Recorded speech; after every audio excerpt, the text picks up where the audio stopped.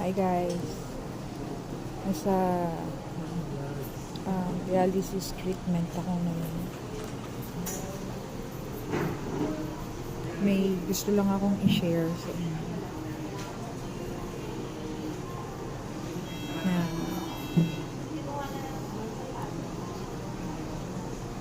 dito ko lalong naramdaman at na-realize na talaga hindi talaga natutulog ang Diyos.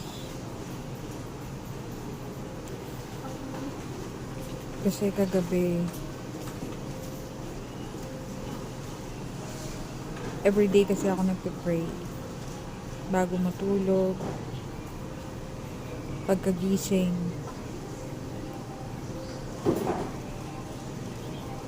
Tapos kagabi,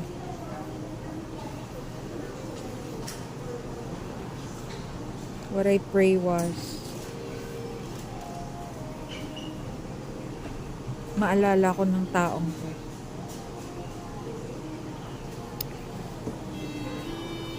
Sabi ko, Heavenly Father, niling ko po na maalala ako ng taong ko.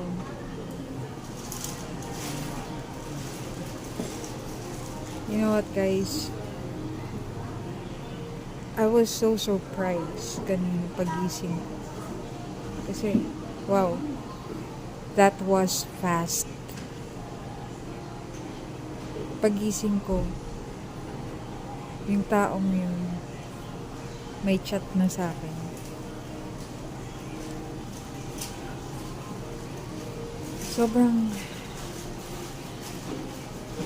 Sobrang amazing, no? Kaya alam mo guys, alam nyo, hindi ako napapagod at hindi ako humihinto na mag-pray na makawala ako dito sa sitwasyon na to. Na pwede akong gumaling na hindi na kailangan mag-transplant or what not. Kasi alam ko kapag willing ang Panginoon na ibigay ang kagalingan sa atin na hinihiling natin araw-araw, alam ko mangyayari yun. Kaya hindi ako talaga humihinto. Alam ko na marami siyang way na pwedeng gawin para makawala ako o tayo sa kung anumang sitwasyon na gusto nating makawala. Diba? Kailangan lang talaga ng faith. Kaya sa araw-araw na nabubuhay ako, everyday kinakausap ko siya kahit na saan akong maupo, saan ako habang naglalakad ako. Kahit meron lang akong maramdaman na hindi maganda, guys. Pinagpipray ko agad yun. Alam nyo, nawawala talaga siya. Sobra. So, lahat, kailangan natin i-ask sa Kanya yun. I-ask natin lahat yun sa langit. Sa pangalan ni Jesus Christ. Sobrang powerful po ng pangalan ni Jesus Christ. Sobra. Kaya, ako sa age ko na 38 years old, sobrang dami ko na pong mga burdens na naranasan. At ang dami ko na ring burdens na nalagpasan. Dahil po sa Kanya lahat yun. Kung hindi dahil sa Kanya, malamang matagal na wala. Kaya naniniwala ako na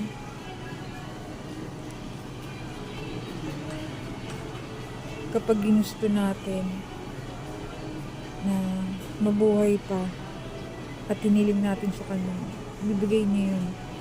As long as nakikita niya na hindi tayo bumibitaw sa kanya, hindi niya tayo bibitaw. Kaya kahit nakakapagod, kahit nakakaumay, yung thought na lagi kong iniisip na nandito siya sa akin, nandito siya sa puso ko, nandito siya sa loob ko. Alam ko hindi ako mapapano at nalalagpasan ko lahat dahil sa kanya. Kaya yun yung palagi kong hinihiling sa kanya, na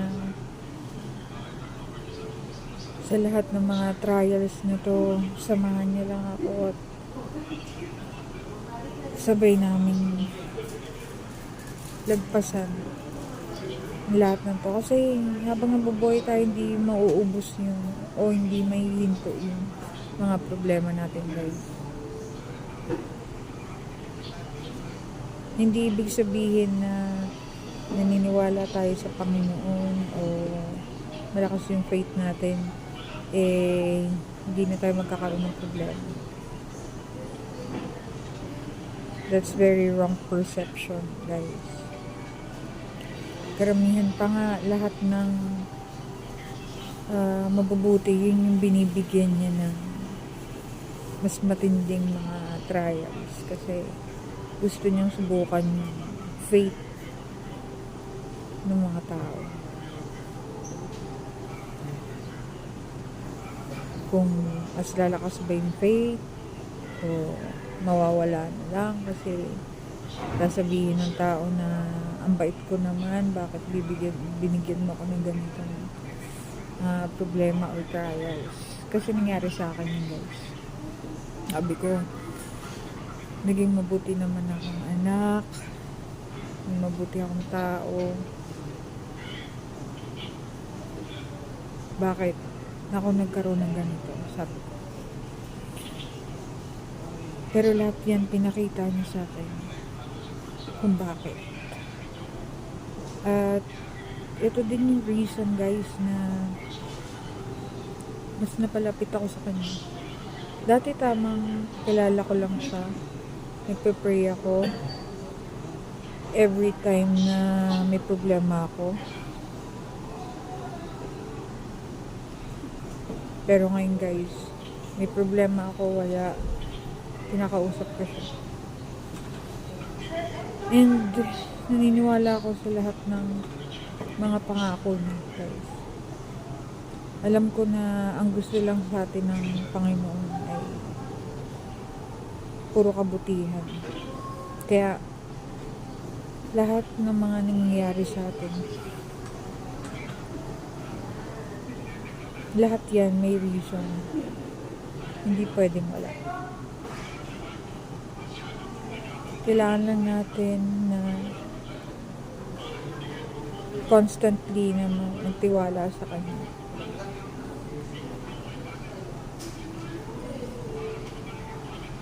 Yung sinabi nga ni Jesus Christ kay Little James, kay Prophet or Apostle Little James, kasi si Little James, Apostle Little James, meron siyang sakit na parang hirap siyang maglakad. Pero kinuha pa rin siyang apostle ni Jesus Christ.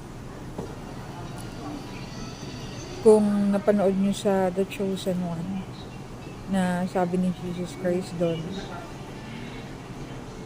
sabi ni Little James sa kanya na, Rabbi, bakit mo ko binigyan ng authority na magpagaling? Yung sarili ko mismo may kakulangan, may sakit kasi ako doon. Paano maniniwala yung mga tao sa akin kung ako mismo may sakit? At paano ko magagawa sa kanila yun kung sarili ko hindi ko magawang gumaling? Sabi sa kanya ni Jesus Christ, yun na nga yun ang purpose ko at kita binigyan ng authority na magpagaling. Kasi ikaw Yung lahat ng mga taong napagaling ko, diba, parang sasabihin nila, pinagaling ako ni Jesus. Parang napakarami ng taong ganun na magsasabi ng ganun. Thousands, millions, perhaps. Kaya nila ipipraise si God kasi pinagaling sila. Pero ikaw, sabi niya kay Belgium, ikaw na kahit na ganyan yung situation mo, na hindi ka pa magaling, pinipraise mo ako. At gusto mong magpagaling ng ibang tao sa kabila ng sitwasyon mo. Diba? So, napakalakas na faith yan.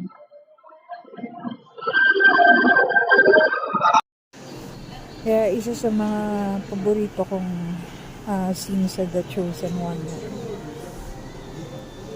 Right after that, sabi ni Jesus kay Little James na,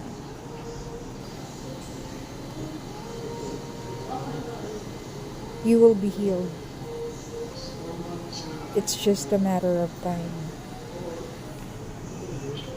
So, guys, let's encourage yourself. Kasi, kung walang mag-encourage sa atin, sino pa mag-encourage sa atin? Diba? Encourage natin yung sarili natin with Jesus, na nandito siya para sa atin sa lahat ng oras. Ganun. So, naiintindihan ko na dumarating yung time na tatakot tayo, nag-worry tayo. Guys, ang gawin natin every time nangyayari yun, mag-pray tayo. Kasi, hindi pwedeng hindi yung tanggalin ng Panginoon. Kaya sana, sa lahat ng mga may pinagdadaanan ngayon katulad ko, sa sakit man yan, o sa dami ng utang, o heartbreak, o kahit ano man na parang hindi nyo na kinakaya. Guys, talk to God. Dahil hindi nyo tayo di-disregard sa lahat ng oras na kailangan natin siya makausap. Kaya sana sa message ko na to, short message ko, encourage ko kayo na kung hindi nyo kilala si Jesus, please pray. Kasi ipapagaman niya sa inyo kung gaano niya kayo kamahal.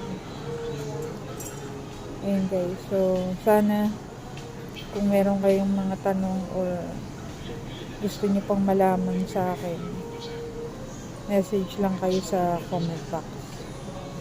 Thank you guys, God bless you.